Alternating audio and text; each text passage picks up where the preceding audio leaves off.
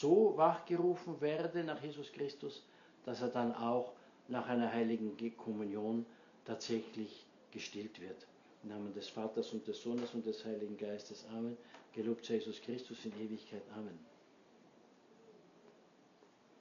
Au nom du Père et du Fils et du Saint-Esprit, ainsi soit-il, bien chers fidèles. Le sixième dimanche après la Pentecôte est donc le dimanche de la deuxième multiplication des pains par la part de notre Seigneur Jésus-Christ. Une multiplication des pains qui advient très peu de temps après la première multiplication des pains, à cheval entre la fin de la première année publique et le début de la deuxième année publique de notre Seigneur Jésus-Christ. Et entre les deux, Jésus-Christ fait le fameux discours sur le pain de la vie, sur lui-même qui est le pain de la vie. Et après cette deuxième multiplication, Jésus-Christ prend le bateau, la navicelle, avec les disciples, s'éloigne de la population et cherchait toujours la solitude, le recueillement. Si ce n'était pas la montagne, c'était le lac, sur le petit bateau, sur la navicelle. Et voilà qu'ils arrivent dans un lieu avec les disciples disent « Maître, nous avons oublié le pain ». Et Jésus-Christ prend l'occasion de rappeler les deux multiplications de pain et leur demander « Et encore, vous doutez que nous avons à avoir peur de ne pas manger ?» Tout cela, bien chers fidèles, nous l'avons lu, bien sûr, non pas seulement dans la dimension de la nutrition corporelle, à laquelle notre Seigneur Jésus-Christ, à laquelle Dieu pourvoit, et nous le rappelons chaque fois que nous prions avant et après le repas, mais surtout la nutrition spirituelle. C'est lui-même qui est le pain de la vie, avec son corps, avec son âme, avec son humanité, sa divinité. La question que nous nous sommes posée est la suivante. Avons-nous faim et soif de Jésus-Christ? Voilà la grande question que nous nous posons. Avons-nous ce désir de Jésus-Christ comme l'avaient ces gens qui avaient abandonné le village, la ville, pour marcher pendant 3 jours dans le désert, non pas dans le désert dans le sens du Sahara, mais dans le sens de l'absence de ville, de village, de possibilité d'acheter quelque chose pour manger. La nature. Et là, nous devons malheureusement trop souvent découvrir que même si nous-mêmes nous faisons 1 heure de voiture, 1 heure de voyage et même plus, nous arrivons à la chapelle, à l'église, nous approchons au banc de la communion, mais sans aucune faim, sans aucune soif de notre Seigneur Jésus-Christ.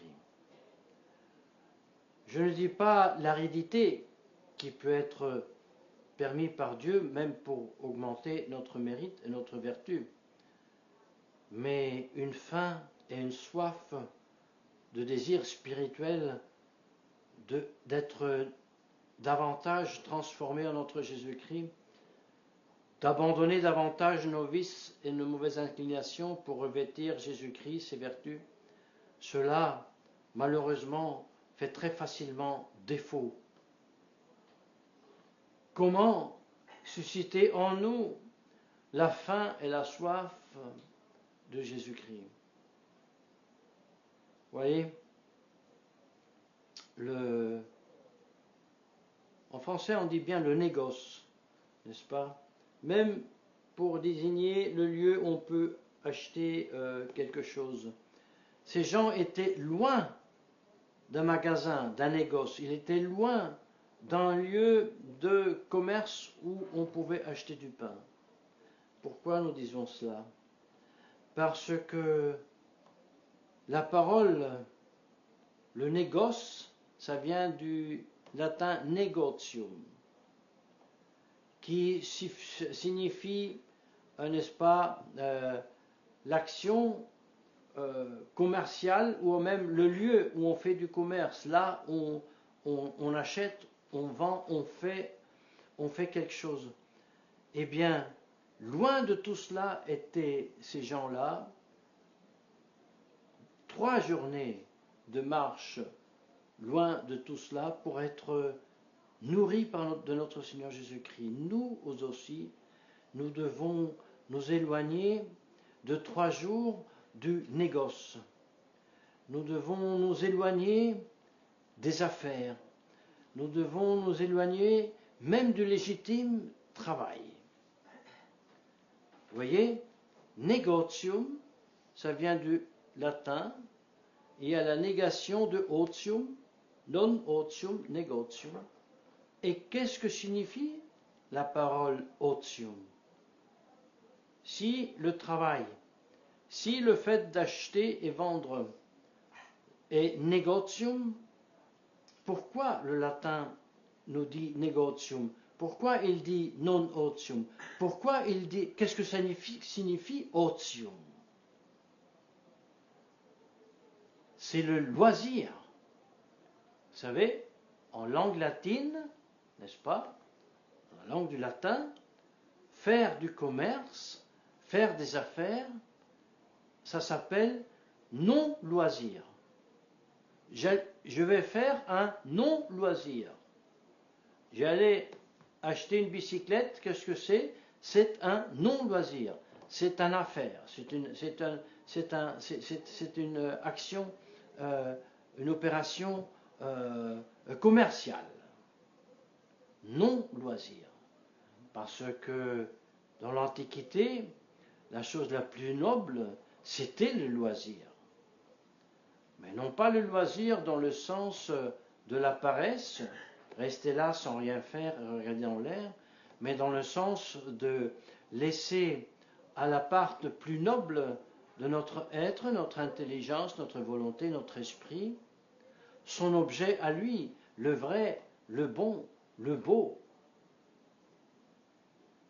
Non-loisir.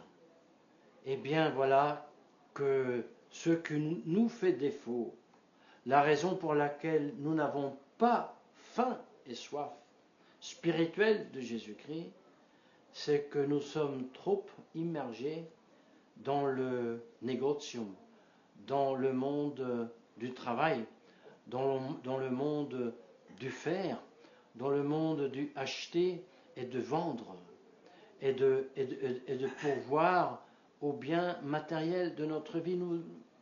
Vous me direz, oui, mais bien cher Père, maintenant les choses sont changées, il y a la crise économique, il y a la von der Leyen qui veut absolument nous détruire à tout niveau, même dans l'agriculture. Donc si nous maintenant, on ne travaille pas 3 fois plus qu'auparavant, on réussit même pas à porter à la maison la moitié du salaire, tout ça c'est très vrai. Nous sommes dans l'esclavage. Mais ce n'est pas une excuse. Au contraire, plus nous sommes dans l'esclavage, plus nous sommes obligés de nous recouper un temps nécessaire, suffisant pour le loisir spirituel, pour la prière, pour la méditation, pour la considération de Jésus-Christ, de sa vie, de sa passion, de sa mort, de sa sépulture, de sa résurrection, comme nous dit aujourd'hui saint Paul, à laquelle nous faisons réellement, nous sommes réellement participants. Si nous disions non, c'est pas le moment, il y a tellement de choses à faire que d'abord il faut travailler beaucoup, subir cet esclavage de l'Europe avant de pouvoir nous dédier à notre âme, à notre salut. C'est, vous savez, comme le cardinal qui répondait à Napoléon III, lorsque Napoléon III lui disait, bon, bien chère éminence, le temps n'est pas venu de restaurer le règne social de notre Jésus-Christ, le temps n'est pas venu de réintroduire en France la religion catholique d'État, parce qu'il y a trop de choses à faire, il y a trop de guerres à mener. Eh bien, le cardinal répondait à Napoléon III, eh bien, sire, vous connaissez mieux les choses du monde, mais sachez que si le temps n'est pas venu, comme vous dites, d'introduire Jésus-Christ comme chef de la société française, sachez que n'est pas non plus arrivé le temps de cesser les guerres, mais elles continueront et même elles augmenteront, et comme cela, et ainsi c'était. Donc, il ne faut pas mettre la charrue devant les bœufs. Il faut d'abord mettre Dieu, son royaume, la recherche de son royaume, susciter en nous à travers la prière, la méditation, la fréquentation des sacrements, une vive faim et soif de notre Seigneur Jésus-Christ. Et soyez bien sûr, nous serons aussi à même de subir cet esclavage en pénitence pour nos péchés, et si Dieu le veut, nous libérer comme son peuple a été libéré de l'Égypte, comme son peuple a été libéré de la captivité babylonienne.